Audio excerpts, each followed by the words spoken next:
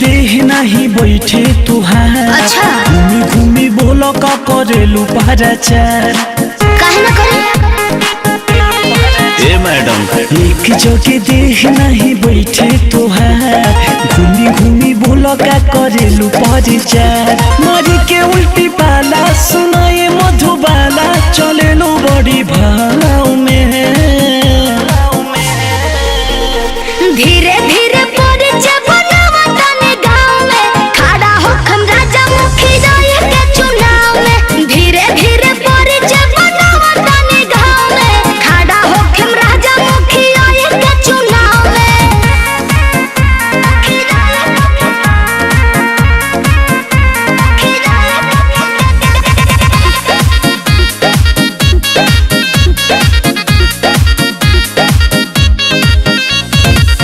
ऐसन बात बोला कहवा से तुहरा दिमाग में बयाइल। अरे रउआ ना बुझे खेले खाए वाला उमर में परधानी के भूत बसमाइल।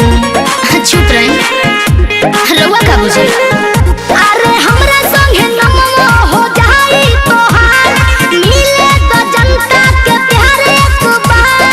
लेके डोनेशन करेलू प्रमोशन चलेलू बड़ी ताव में। धीरे धीरे परिचय बनावा तने गाँव में। खड़ा होखेम राजा मुखी जाए के चुनाव में। धीरे धीरे परिचय बनावा तने गाँव में। खड़ा होखेम राजा मुखी जाए के चुनाव में।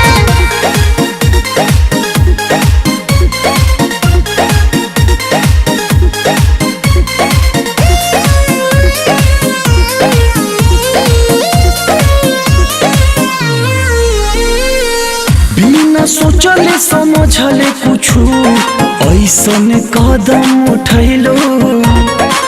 अपने मरद से अतना बड़ा का बतिया नहीं बतैलो।